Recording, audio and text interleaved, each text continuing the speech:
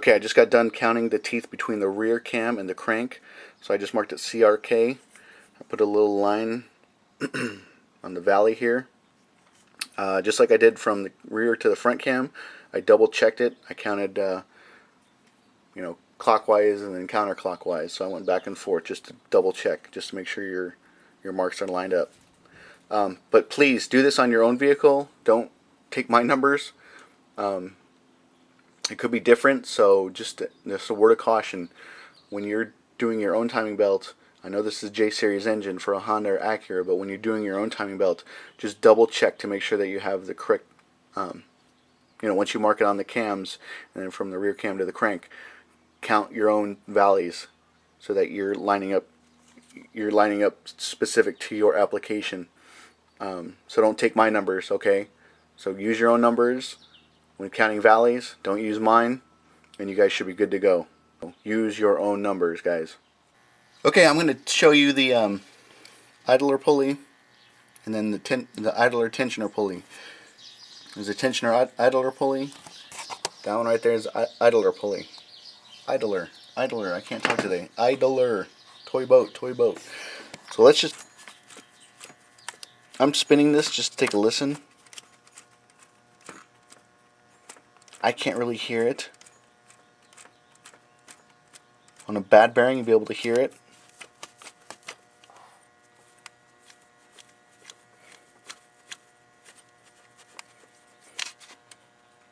They both sound alright. Let's check the water pump.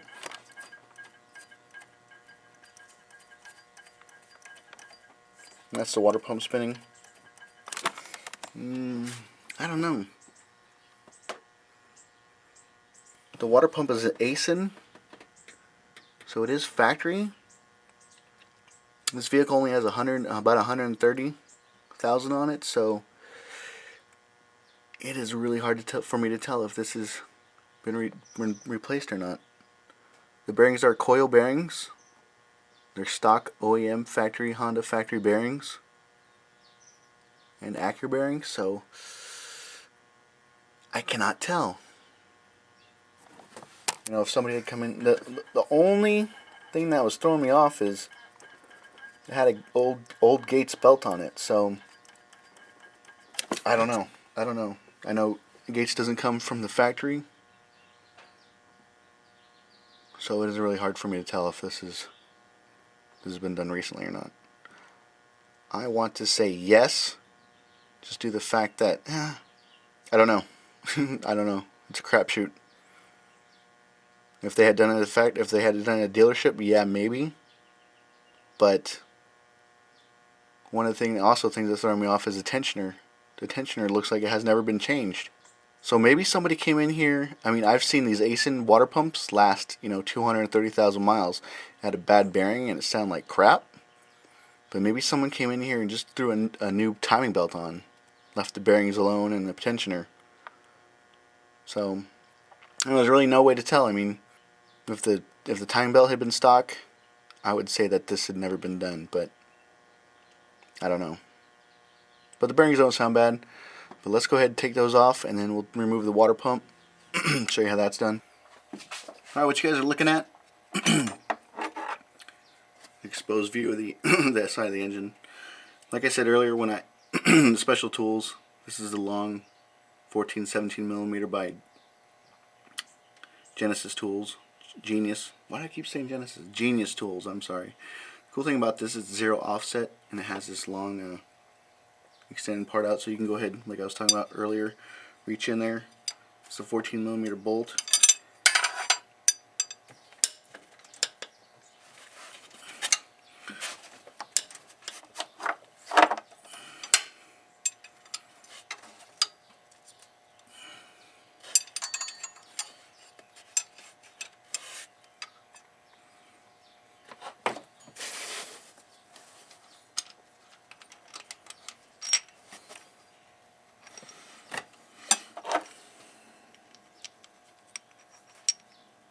There's the idler pulley, coil bearing,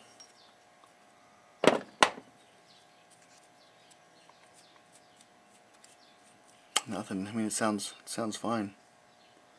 So like I said, I don't know if this has been done or not, but I'm not going to gamble with it. I'm going to change out all of it. Let's do the tensioner. Tensioner idler pulley, I should say. Because if you go to a parts store, they're going to pull up, when you ask them for a timing belt tensioner, they're going to pull up this thing, and then the actual hydraulic tensioner. Most parts stores have them both marked as tensioner, so just be careful when you're ordering parts from a parts store. If you're not doing all the components, that you clarify and specify the exact part you need. Like I said, most parts stores have these items interchanged as a tensioner. And I guess technically it is tensioner idler pulley. Then you have the hydraulic part as well. That actually keeps tension on the timing belt.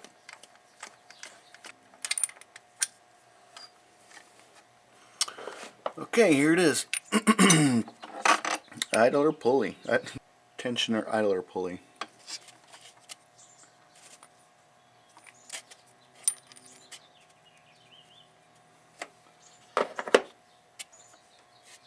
There's a steel sleeve in here that sits inside the tensioner. I have to get this out and reuse it.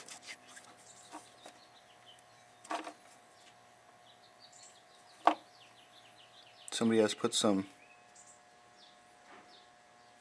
looks like what appears to be anti-seize in here. Either that or it's metal shavings that are coming off. No, it looks like somebody put some anti-seize in there or something. But it doesn't look worn or damaged. Sometimes as the bearing goes, this will start to wobble around, and then this takes the brunt of the force, and it'll start to wobble inside there, even though the belt, even though it's bolted down. If the tensioner starts to wobble, this will wobble internally, and you can get wear marks on this sleeve, on the steel sleeve. If you see that, you have two options. You can either rotate it 180 degrees to get it out of where it's been wearing down, or you can just replace this steel sleeve altogether. Honda Parts Unlimited, that's what I'm trying to think of. You can go to Rock Auto Parts as well and get the timing belt component kit, but Honda Parts Unlimited will give you the actual factory part number, so that you can go to a Honda dealership or an Acura dealership and pick up the part that you need. Because most parts stores are not going to carry something like this. This is something that will be dealer specific only. Alright, next what we're going to do, we're going to go ahead and break loose the water pump. Before you break it loose completely, remember that we took off the oil dipstick. There's a big hole basically sitting at the bottom of the engine that goes right into the oil.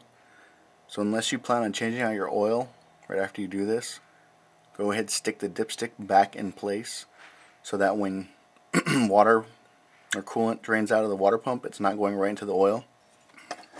There's an O-ring. Man, I cannot clear my throat today. There's an O-ring that sits on the dipstick tube. So go ahead and oil that with a drop of oil. It'll make it easier to go in. Oil that just a little bit. Drop of oil. Move it around with your hands. You can see the hole down here where it actually came out of. Doesn't have to be lined up perfectly, but just put it back into place. That way you don't get a bunch of engine coolant into the oil.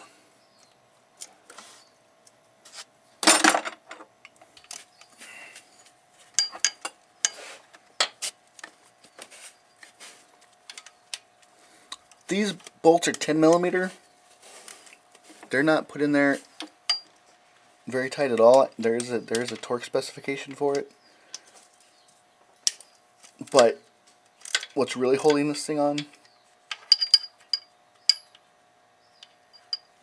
is not the water pump, but there's two holes in the water pump that hold the motor mount bracket in. And that's what is keeping this thing really in place. So just keep that in mind. You don't need to torque these down to, you're not He-Man or Superman when you're putting these back in, so just go easy on them. Like I said, there is torque specs on it.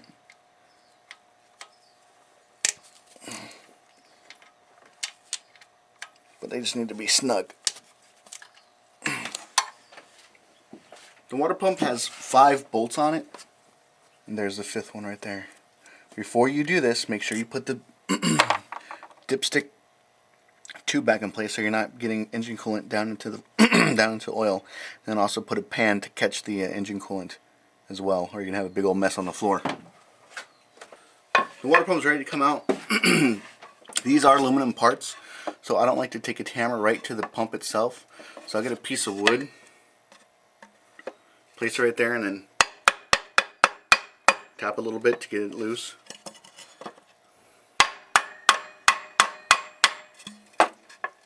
Now keep in mind that even if there's 2 major reservoirs of coolant in this vehicle, the Honda Acura J Series engines vehicles.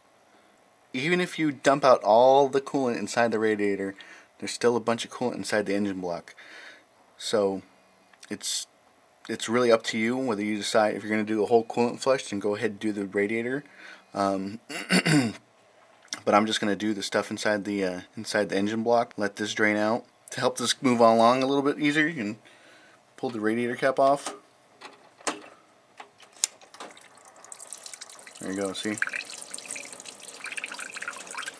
So you can see all the coolant coming out. Like I said, you still have all the coolant inside the engine block, so even if you drain the radiator, it's not going to do much good. If you plan on doing a full radiator flush, or I should say a whole engine coolant flush, go ahead and drop both. But if you're just going to put it back together again, I know I know the fluid on this has been changed recently, so I'm just going to do what's inside the engine block and replace it. I might even reuse this.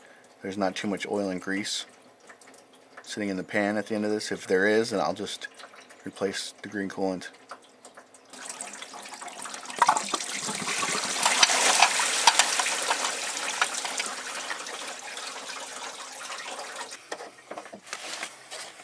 There are guide pins on this water pump. There's one at the top. I should flip this around so you guys can see it. There's actually the top. These sit at the top of the water pump. This is where the motor mount goes through. There's a pin here. There's a pin here as well. Sometimes these stay inside the engine block. So just double check to make sure that these are in the water pump. Because if these stay on and you try to put the new water pump in, you're going to be like, what is going on? And you guys are going to start getting ticked off and trying to slam this thing in. It should go in nice and easy. So if it's not for whatever reason, just stop, take a look, make sure these guide pins have come out on both sides. I guess this is the beginning of reinstallation on this job. Here's a new O-ring for a water pump. Okay, now I've seen guys coat these down with RTV and all kinds of stuff to keep this in place. See, there are the guide pins I was talking about, right there and there. Now what I'm going to show you is a trick. Honda and Acura didn't put RTV on these when they come from the factory. And if you goop this all up, it's just going to be a big old mess. And basically all you're trying to do is get the O-ring to seat, to stay in place while you put the new pump in. So what I've found that works the best, and this is actually on any gasket, I've done this on differential gaskets and any kind of gasket, O-ring that you need to stay in place while you're reinstalling it, is use some spray adhesive. That's what I was telling you guys about. Alright, first thing you want to do, so the O-ring sits like this inside the water pump. Take this out, I should say, and lay it on the ground. I got these newspapers. Put it like that. And all you're going to do is put a light coating of spray adhesive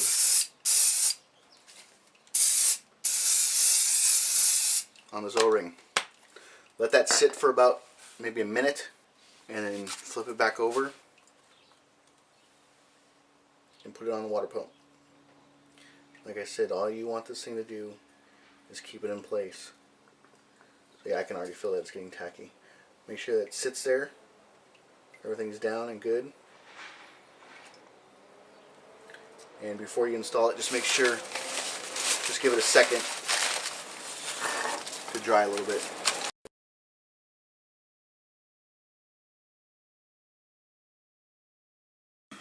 Okay, looking at the hole where the water pump came out, if the job hasn't been done for a long time, you might find residual O-ring along the block of the engine. So go ahead and take your hand, just feel around, make sure it's clean. This one is really clean, really good to go. Also be careful be careful when you're running your hand around this. This is aluminum and it's very sharp. If you run your hand along it too quick, it's basically like a giant razor blade. You're going to slice your hand open. So just be careful and just feel and look. Make sure it's clean, good to go. And we should be ready to put the new water pump on. Check the guide pins, make sure they're out of the old one. Make sure they're on the new one. Bring it down. The O-ring's in place. It's been enough time for the spray adhesive to sit.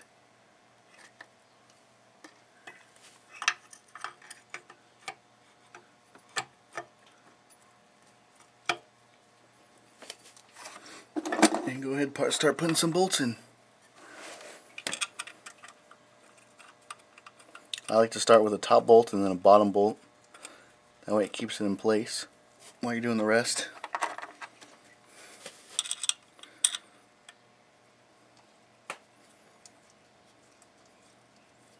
There's 5 bolts on this pump, on the water pump.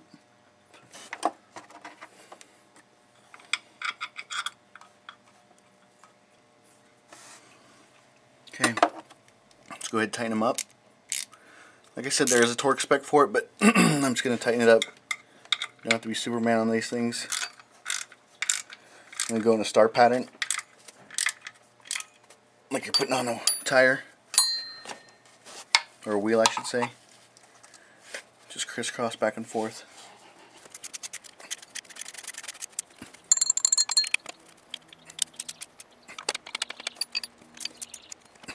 And this final one right here. Just hand tightening it before I put the socket on. Alright. Like I said, don't be Superman. Just tighten it. I'm going around checking all 5 of them. Good.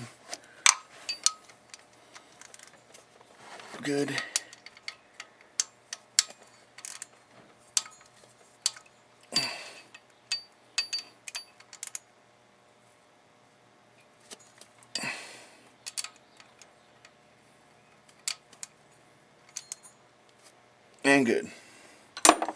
Alright, now I'm going to put the new idler pulley on, the new coil idler pulley on it, and the coil tension idler pulley on it as well. So here are the new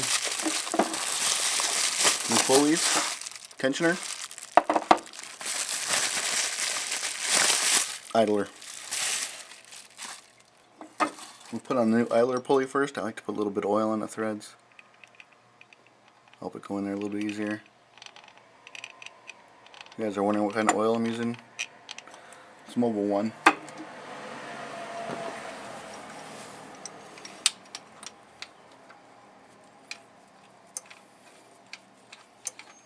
And the torque spec on this, I believe, is 33 foot-pounds. So as soon as I have this run down, I'll go ahead and torque it down to 33. The torque spec for the idler pulley is 33 pounds, so I'm going to do that right now. Go ahead and take care of it.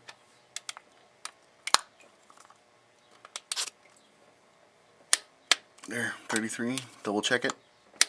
Right there. 33 foot-pounds. Put some oil on the sleeve. Go ahead, drop your sleeve. The sleeve goes in from the back side. As you can see, a little bit of wear right there, but doesn't require replacement. So put a little bit of oil in there. That'll last 100,000 miles. So go ahead and line that up.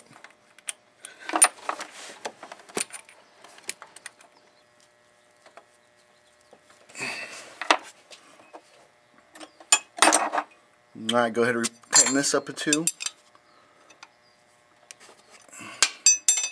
Don't have to be Superman. Make sure it's tight.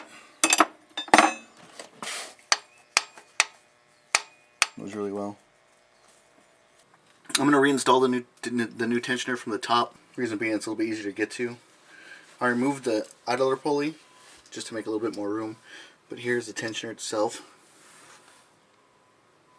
Let's see, can you guys see that? Here it is. The pin's inside of it already, so do not pull this. So I'm going to actually install this from the top of the engine. It's a little bit easier, but you guys can see it best from the bottom.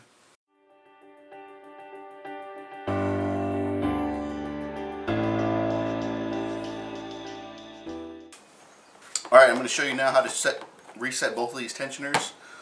This is a short tensioner. This is found on pre-2000 J series engines. This is a long tensioner. This one is found on after 2000. Out of both of these tensioners, the best one is the short one. It's more reliable for whatever reason. These tend to leak more often, the longer ones. So I'll call this tensioner L. This we'll call the short one tensioner S. Tensioner L, what happens is around this seal on the inside, you'll start to see oil seeping out from it. Since it's sitting at an angle, it'll start to seep oil. Kind of from the top here, you can see. On this one, it kind of had oil on the top here. It sits at an angle inside the engine, so you'll see one side is dry, one side is wet. But yeah, if out of these two, tensioner S, the short one, is definitely the better one out of the two. One thing that's kind of cool is you can actually, these are interchangeable. You could actually use the short tensioner on a long tensioner application after 2000 vehicles. So keep that in mind. Once this tensioner is expanded, there's a little nut right here. It's an 8mm. What you do is you go ahead and you bust this loose. You take this screw out. Okay, pull that all the way out. And you have an O-ring right here. Okay, that O-ring has to stay in there for the oil not to leak out. Okay, inside there, if you guys can see that, there's a little screw. You turn that clockwise once the tensioner has been expanded. You guys see that little screw down there? You turn that clockwise once it's been expanded to reset the tensioner.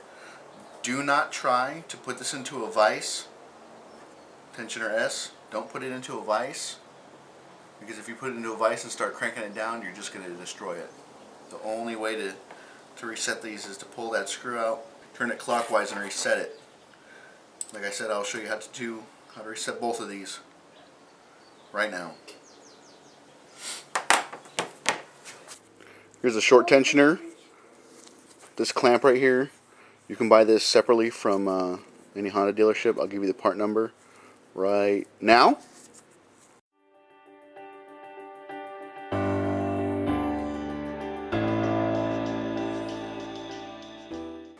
I'll show you how to reset this thing.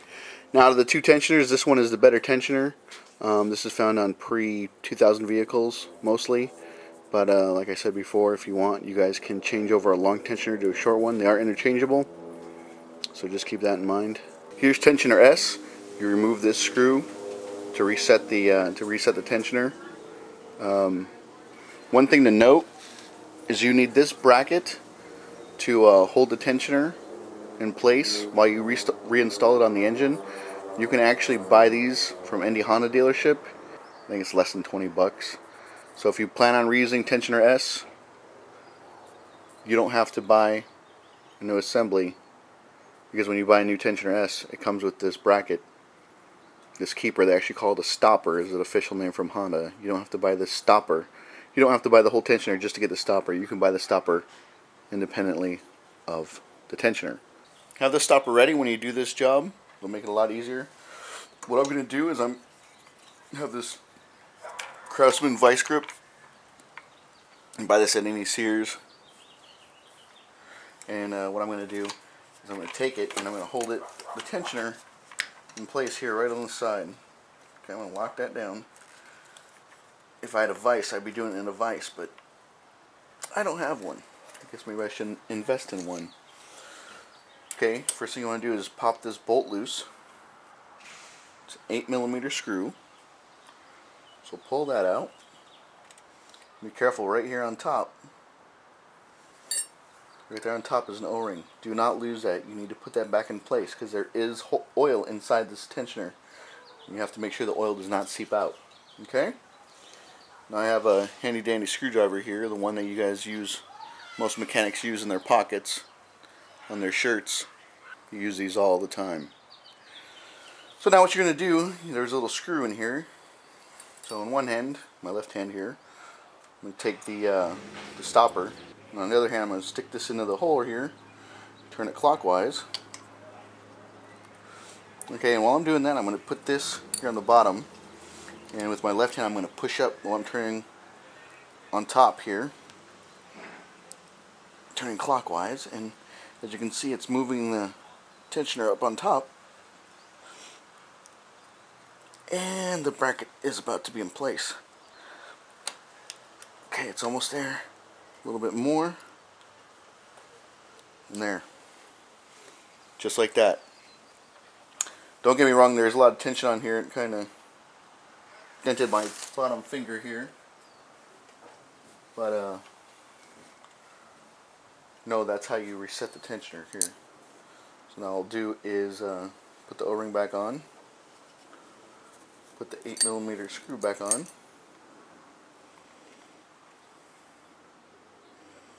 And then tighten it down.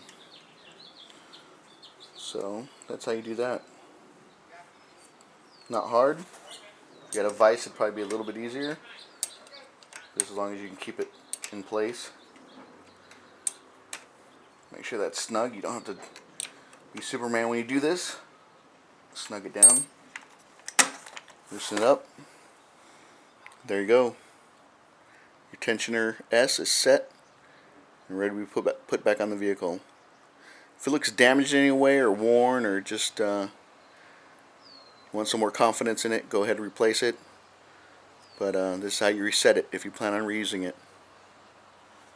Alright guys, here's tensioner 2, the long tensioner. Here's one I took off a previous job.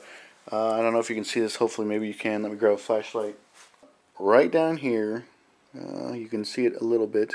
There's oil down there. Alright? Can you see that? Can you see that?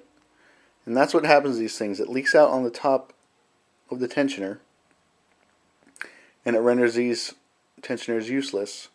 And if you go ahead and stick this back on, you know that's leaking oil, you have, you know, there's a high probability that this tensioner will give out, and then, you know, it won't be the timing belt that snaps or anything, or a bearing seizes. It'll be this tensioner that gives out, and you're jumping timing, and those valves are kissing the piston. So if you see any kind of oil on top, go ahead and replace this. It's not worth it. You know, if you're going in this far into the job, might as well do the whole thing right. So this is actually one that I had replaced, and that's why there's two of them here. This one is already set up. This one came from factory, from a component kit I picked up. But as you can tell, the pin's already in here. Alright? And I've seen guys say that you can go ahead and use a drill bit to reset it, and that is the case. You can use a drill bit. But what nobody else tells you is that once you put this drill bit in, okay, there's two holes here. Let's see. There's one here, and there's a coinciding one on the top of the tensioner. And you guys can't see that. There you go. Right there. So you basically collapse this like a little piston, like a shock. You line up the two holes and you stick a drill bit through. So I've seen guys tell me this. But what nobody's saying is that once you get the drill bit through and it's sitting on the car ready to be set tension on, you're not pulling this drill bit out by your hand. You got to use a pair of pliers to pull this thing out, because there's so much tension on this drill bit. And the only way you're going to get this thing out is to actually go ahead and just, you know, pull it out with some pliers. So don't expect to be doing this by hand. There's just way too much tension. So I'm going to show you how to reset this thing. It's basically a tiny little piston that's inside of here.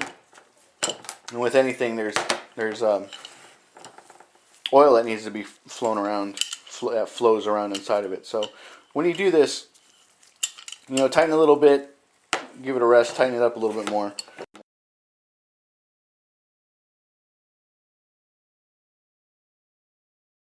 make sure you have your drill bit of the appropriate size ready to be dropped in that hole. What I'm going to do is lay it down on the bench or table, take my C-clamp.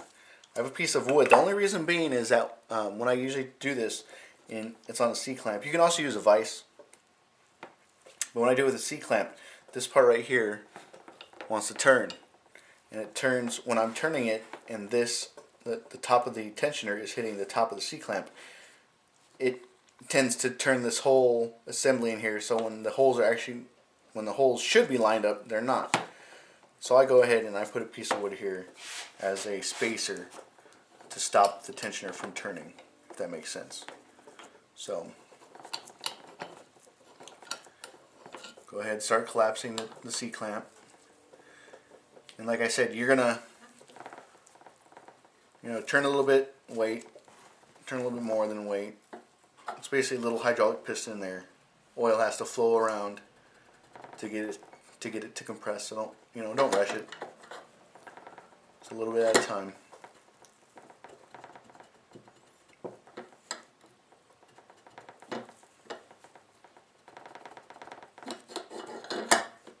You can actually feel it when I'm doing this. I can feel the tensioner, get hard, get a little bit harder to turn. Tell me that the fluid isn't moving as quickly, and then you can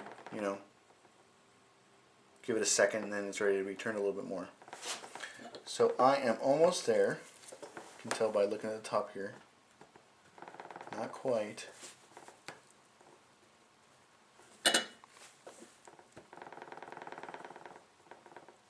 And there it is, it's lined up. Okay, it's lined up. And that's all you need to do to reset tensioner 2. Like I said, if you have, if you're going to replace the whole thing, you're going to get a new pin. And then obviously this sits on the engine, you just pull the pin out and you're good to go, your tension's set. On this one, if you use a drill bit, with the correct size, when it's actually sitting on the engine, you're not going to be able to grab this with your fingers. You're going to have to use pliers to pull this thing out. Tensioner 2 is ready to be loosened up. Go ahead and loosen it up. Lock out. Take the C-clamp off. And there it is. As you can tell, sticking out a little bit. If you have this type of tensioner, it's leaking at the top, go ahead and replace it. You don't want to go this far into the job and have it fail on you, 100 miles, 10,000 miles down the road. Do all the critical components at once. You won't have to worry for another 100,000. But yeah, that's how you reset both tensioners. But you guys can see it best from the bottom. As you can see, the tensioner is back in place. Just need to tighten it up.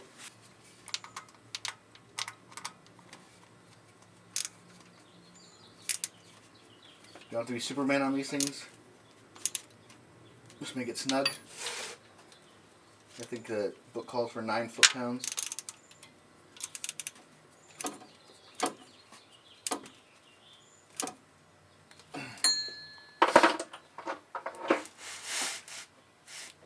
Tensioner is on, the idler pulley is back on. Next thing I like to do is go ahead and take some compressed air if you have it, blow out the gears and everything that you've been working on, just to make sure that the surface is clean, the cams are clean, the crank is clean, idlers are clean, and the water pump pulley is clean as well. And that way you're not getting any debris, contaminants in there. Just something I like to do before starting to put it back together. So the next step will be to blow it out and then put the timing belt on. Double check my marks. Everything looks good to go. Check down below. Yep, good to go.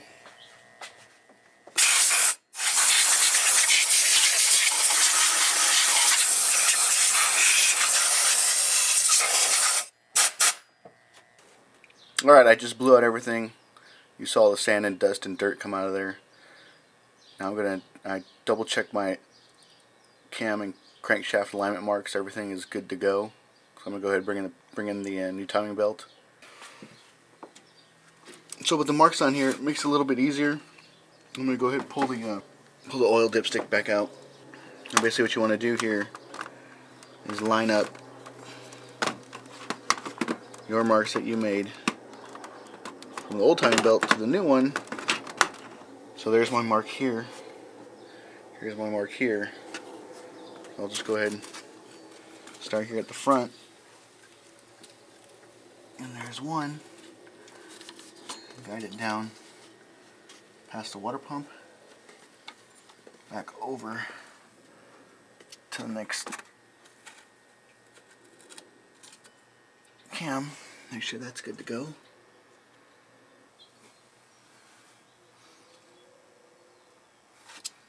What I'm going to do, I'm going to loosen up this idler to make it a little bit easier. Just don't forget to tighten it back up.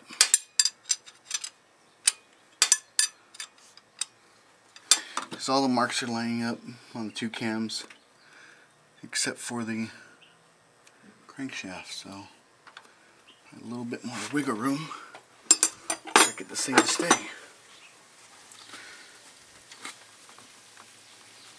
Okay, that line mark is good.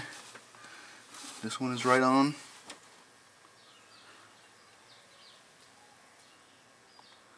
Timing's on. I'll go down to the bottom and check it out as well. Yep, and it's good down here as well. So the belt's on. So the marks do line up. Everything is set. And it's okay. It goes over the front cam, underneath the water pump, over the rear cam, over the idler tensioner pulley, around the crankshaft, and then over the other idler pulley on the other side. So as long as you have that set up that way, everything should be good to go. Alright guys, I got the belt back on. The marks are lined up there, back there, and then if I show you right there, you can see it right there as well. Basically what I had to do, my alignment marks, when I transferred the marks from the old belt to the new, lined up. I ran into a problem getting the belt on. It just would not, the cams, the front and the rear cams kept on moving too fast, like they were under pressure. So what I ended up having to do was remove all 6 spark plugs, not have the camshafts jump when I was trying to line the timing belt up. So as you can see, I ended up using some paper, I don't even know what you call these, paper alligator clips. There, one right there, to hold it down in place while I tried to get the timing set. I wrestled with this thing for a little bit. I was starting to get really frustrated with it, but I finally got it. That one lines up. That one's lining up, and then the one on the bottom's lining up as well. I haven't pulled the pin on the tensioner yet, because I just wanted to double check. But you can see down there, there's a zip tie. I started at the rear cam, worked my way around the water pump to the front cam, over the tensioner, the idler pulley, to the crank. Actually, the crank was the last thing I did. I kept the idler pulley loose, and I moved the tensioner out of the way so that the tensioner idler could fall down farther and give me a little bit more room to play with. Then after I had gotten all set up and aligned, I reinstalled the tensioner. So if you guys are having a little bit of problems, leave the tensioner off until the end to give you a little bit more room on the tensioner idler pulley, and then everything should line up. Everything looks good. Looks good over there, so I'm going to pull the pin on the tensioner. I don't think I'm going to be able to do this by hand. I think I'm going to have to get some pliers to pull this thing out. Nope. I got it. Now I'll clip the zip tie. Clip the zip tie down there and let it loose. Here's the crank. Here's the tensioner. Here's the zip tie I'm about to cut. And I just did that to keep it in place while I set the timing. I've already released the tensioner, and it is actually timing. There's tension on the belt. So make sure you get all these remnants out of the way, and everything still looks good. Okay, don't forget your your cover here, the smooth side towards the timing belt, as we were talking about earlier. Hopefully you guys can see that. It's a little bit beveled, so the beveled edge goes towards you. And go ahead and put that in. I marked it with my name, the date. Okay, now go ahead and drop the lower timing cover on. One thing to remember is do not forget that cover that goes over the crankshaft. If you forget that, it'll tear up the belt. Also on the key, if that falls out, it's basically, it looks like a little square brick, but one side is a little bit rounded. That rounded part goes towards the back, facing down. So keep that in mind as well, if that falls out on you. Here is the part number for the key. I'll show you the key here in a second. But here's what the key looks like. So looks like a tiny little brick, like I was saying. And as you can see right here, there's a little curvature to the key.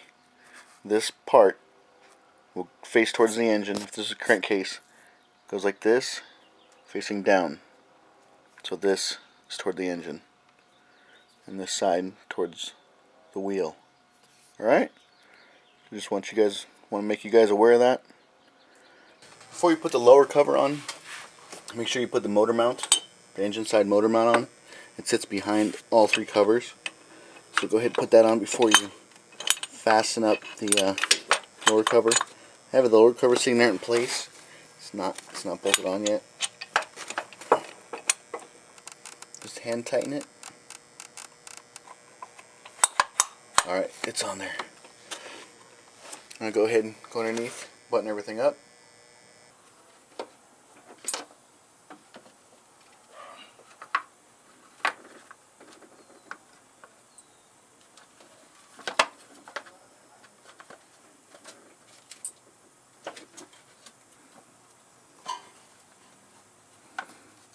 I like to start these, but don't make them tight.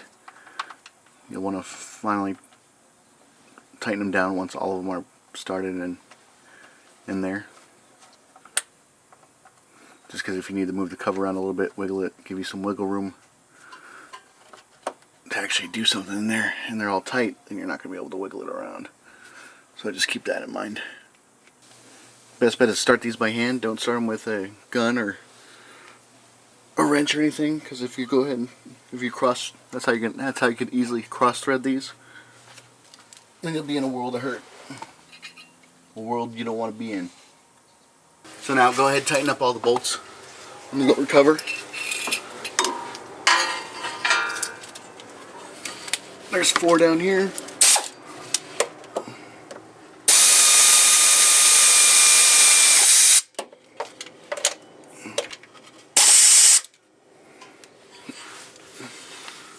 Alright, there's one last bolt on the back side of this cover. So I need to tighten it by hand first with the 10mm long socket. And try not to drop it.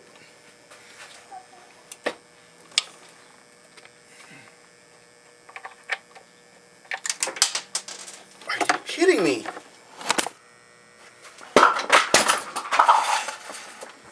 Okay, one last bolt back here.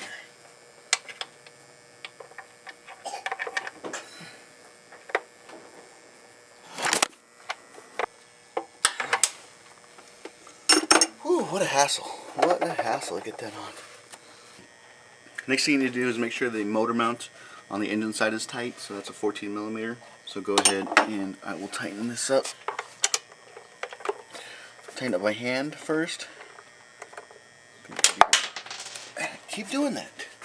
Go ahead and tighten it up by hand. You don't want to be here all day spinning this thing with the ratchet, if you can. These are 14mm bolts. I put a little bit of oil on them before I stuck them in to make it that much easier to start.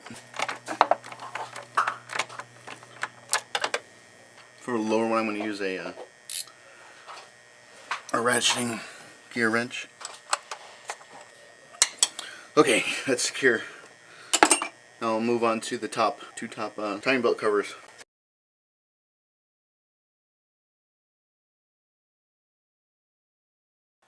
the rear top cover on. Make sure you slide it if you can. I'm doing this by putting it at an angle and just working it back on.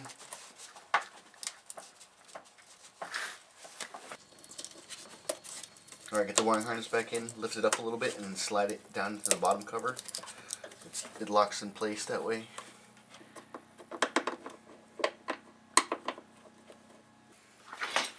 So go ahead and tighten these up just by using the socket first.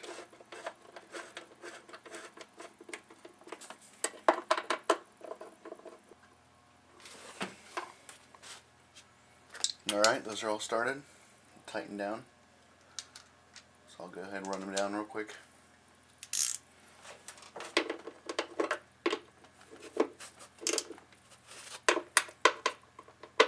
Just snug, you don't have to be Superman on these again.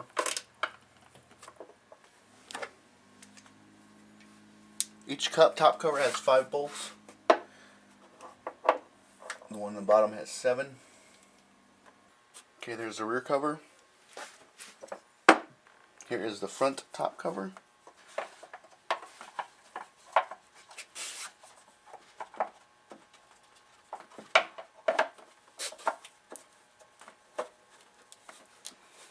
Just slide it down into place. And I lost that tab. I actually lost both those tabs, so these get brittle over time.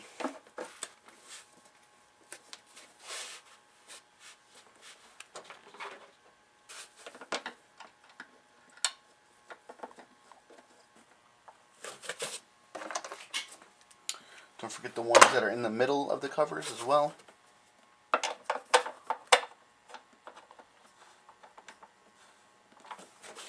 And then you have 2 at the very front towards the radiator.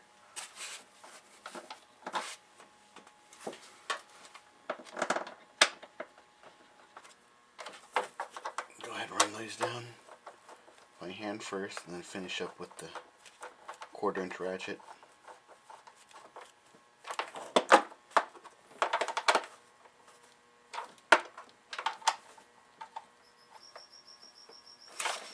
Okay, they're all tight. Go ahead and snug them down.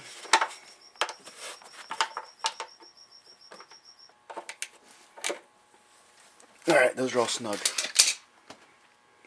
Alright, don't forget this bolt right here. It sits in between the valley with the 2 front covers. Holds a sensor in place. So go ahead and install that right now at this point. So run that down first. And go ahead and snug it down. Alright, don't forget that. That hole right there is where the oil dipstick goes. This is where you should have plugged up when you let all the coolant out of the water pump. So we're going to plug that hole back up. Alright guys, what you're looking at right here is a bolt for the dipstick tube. It sits right above the tensioner, and you had to take it off to get the covers off. Now, let me tell you, this one right here, the one for the sensor that goes in the valley, is a little bit longer than the one for the dipstick tube. So make sure you get the shorter of the 2, because only one fits in there, and that would be this one. Also, note that it takes some tiny little fingers to get down in there to do this. So just have patience, take your time. You might want to get a magnet to hold on to it, to start it, and then use a 1/4" with a long 10mm to get it back on. But just take your time. I know it can get frustrating. Just be patient, work it in there, and you guys should be good to go. I can't get a shot of it because it's at too steep of an angle, but it is down in there. And if you don't put this bolt back in, the dipstick tube will rattle. So just keep that in mind. Alright, the oil dipstick tube is back in. Like I said, take your time. Have some patience on that. I know it can be a pain in the butt to get that bolt back in. You got to use the tip of your fingers to get that thing even started. And then also on top of that, you have to make sure you got the right length one, because if you get the longer one of the two bolts, then it's just going to bottom out before it even tightens the dipstick. Okay, now I'm going to put the the power steering pump back in. I'm going to slide this back under. Slide the oil pump reservoir back into place. This bolt is part of the tensioner. Not part of the tensioner, but it's part of the adjusting nut. That right there fits into the power steering pump. So you gotta slide that in there, and then there's a bolt in the back as well that it gets plugged into. Just make sure you put that in correctly when you reinstall it.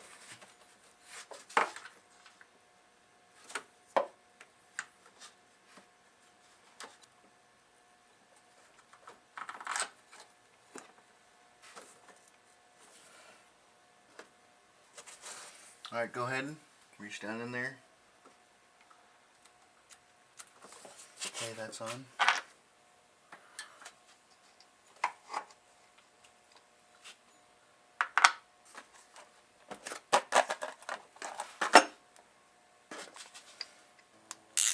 So I'll go ahead and tighten up the back one.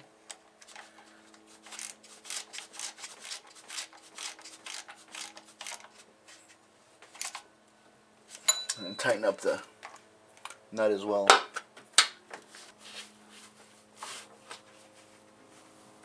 Okay, those are both tight. I can bring back around the power steering pump hose. Make sure that O-ring is good to go. Go ahead and put a little bit of oil on it. Put a little bit of oil on it just to make it easy to go in. Go ahead and slide it into place. Make sure the top's clear. You guys can. Get rid of that old nasty fluid.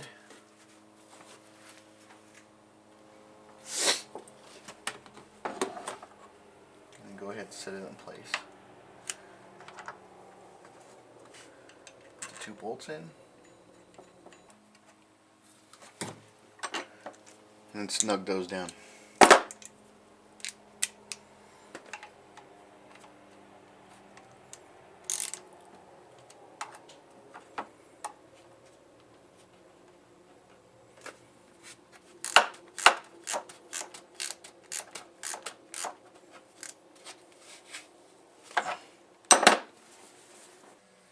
Don't forget your belt. You can go ahead and put the power steering belt on, because you cannot take this off with the motor mount in, which is coming up next. So I'll go ahead and put that in. Let that just rest there. The crank hasn't been put on yet. But once it is, it'll be good to go.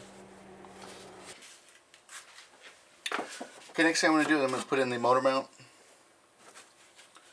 There's three bolts I should say, that hold it in. Sneak it back in any way you can. Right here I'm going to go behind the power steering pump. And I put it in the wrong way.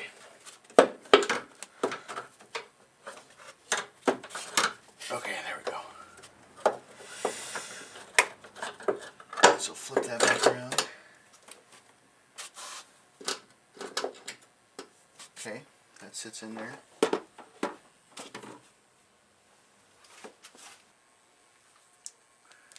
There's three bolts that hold this in. They're 14mm bolts. Go ahead and start them by hand. Don't tighten them down, just like the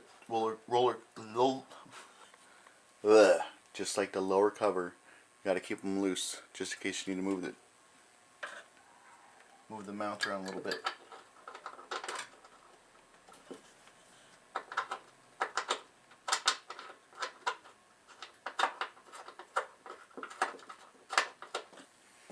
The third one's on the back side.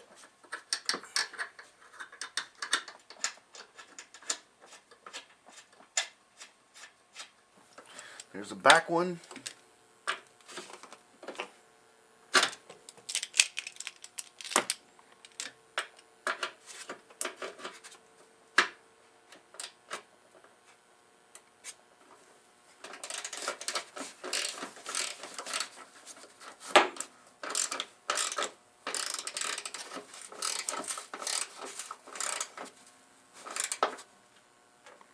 There's the front one.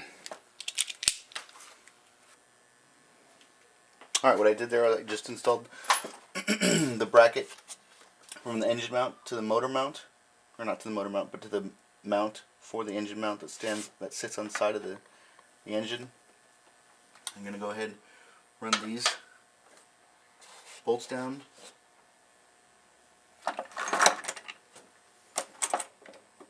These are 14mm also.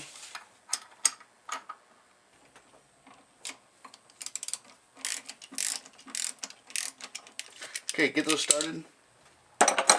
Next I'm going to, right there is the front of the motor mount. It takes a 17mm bolt. So I'm going to go ahead and put that in. If you guys have ever seen this laying here or anywhere in your car and you're wondering what it is, it's basically a counterbalance. It's a weight. It comes from Honda and Acura.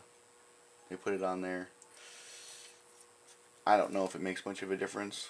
I guess if you guys want to save a little bit of gas, you could take it off, but I'm going to leave it on there. I figure the factory put it on there for a reason. Once again, put some oil on the threads. And then, see if I can feed this through.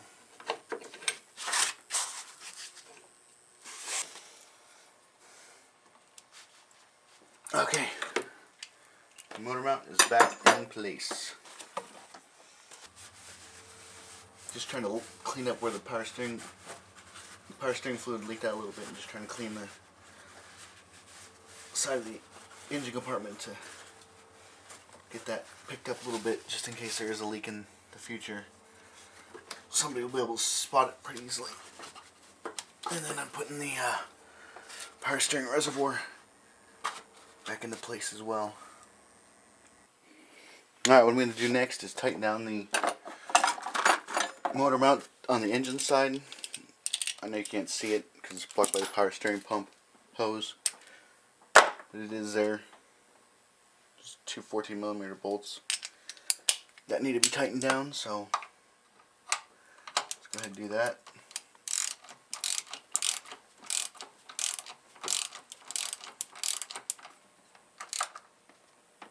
And there's the other one. Alright, next we're going to go down to the bottom. Everything's pretty much buttoned up here, except for the belt there. But I can't do that until the crankshaft pulley is back on, so I'm going to go underneath and finish that up as well. Alright, everything looks good. The key's in place. The belt you see is the power steering belt, just hanging down low, waiting for reinstallation. I can see the dipstick tube. That's in place. Double checking the crankshaft pulley.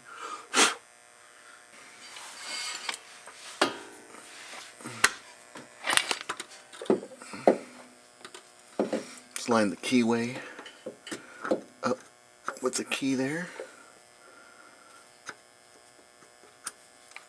Push it back on until it's fully secured. Alright. Here's a bolt. Go ahead and put some oil on it.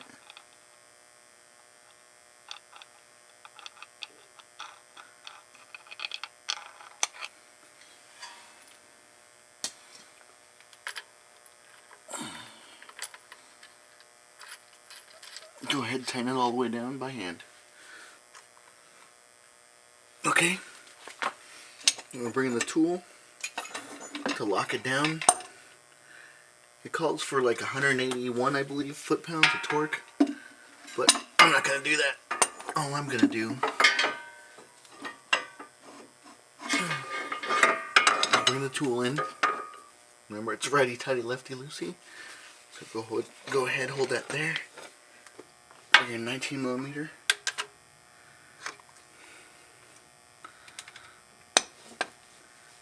Just turn it until you feel that it's tight. Alright. There it is. It's on there. That's all you gotta do. Don't worry about tightening that thing down to 181 foot-pounds. It's just ridiculous. It's not gonna go anywhere at all. I'm trying to get the power steering pulley built back on.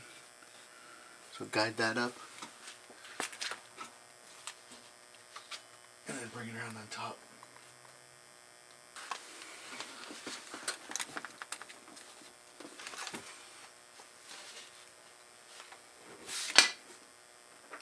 The power steering belt is back on. I just need to tighten it up on the power steering pump on top. But before I do that, I'm going to install the accessory drive belt. Goes around the crank, over the AC compressor, and then over the alternator, and back past under the tensioner. But I'm actually gonna put it under the tensioner, leave it off the alternator, and then push the tensioner out of the way, give it some slack, and then put it on the alternator. So everything else is on. It's on the crank, it's on the AC compressor, it's on the tensioner, but it's not on the alternator. So that'll be the last thing I put on. I'm just trying to get it onto the AC compressor right now. There's the AC compressor. I'm trying to get the belt around right now. Okay. Well then,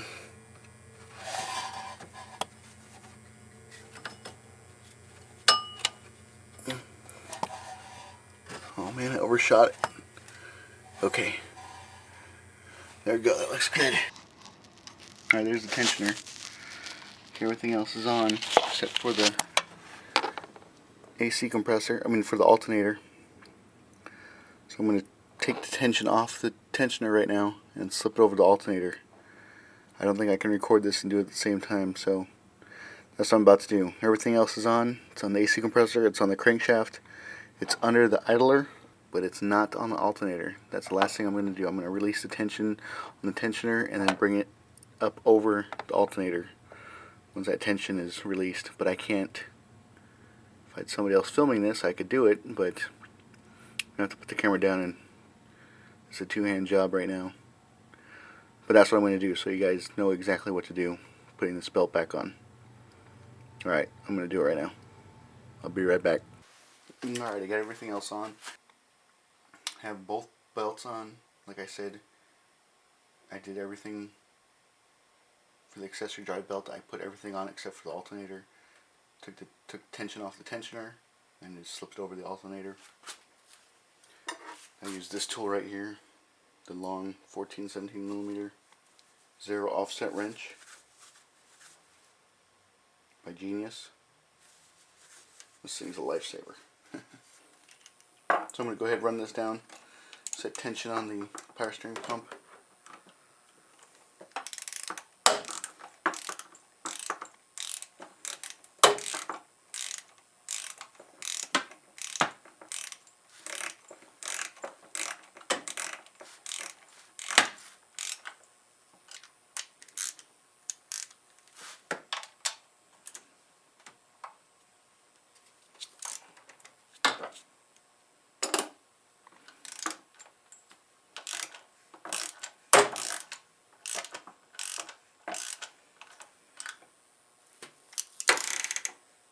Nah, a little bit more.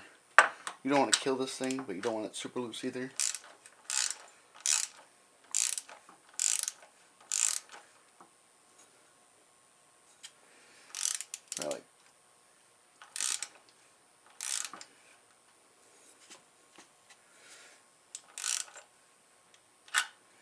Right there is probably good.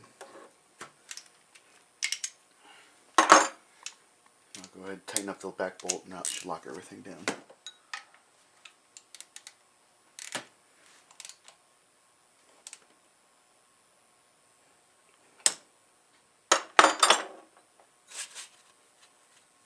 Okay, it's set.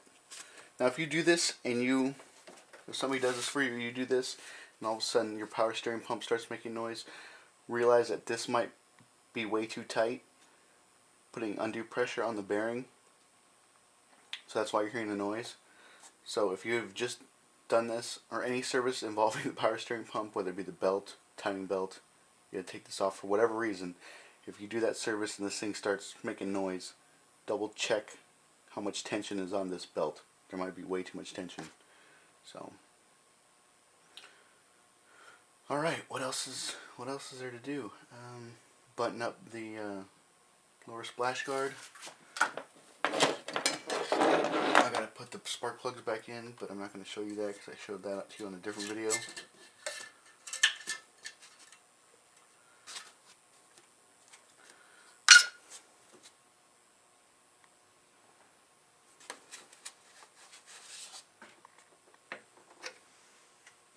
Power steering fluid looks good.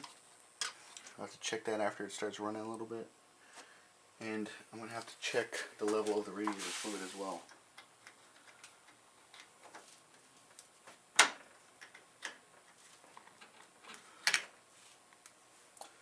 So I'm going to reuse the stuff I pulled out. So let's go ahead and pour that in.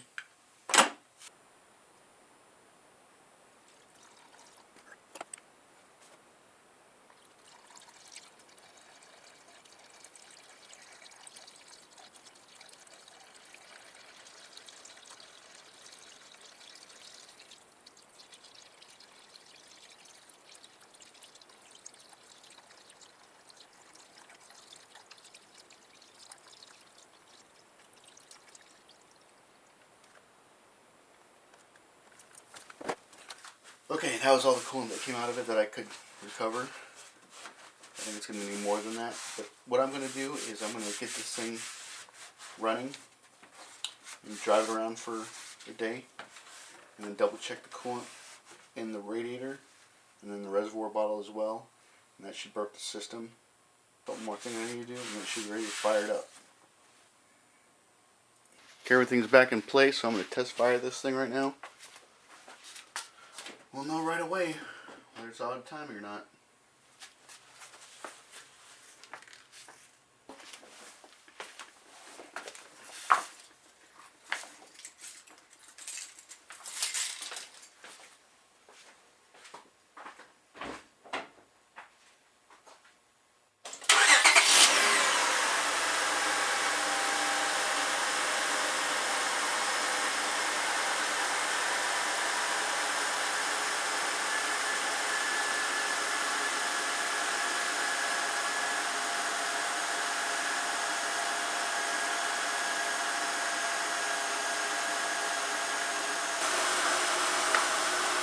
Everything looks good, sounds good. And that people, is how you do a timing belt on a Honda or Acura J-Series engine. Good luck. If you need help, let me know. If you want me to do it, let me know. If you live in Southern California, like always, please subscribe to my channel, like my videos, and I'll keep them rolling on Honda and Acura repairs.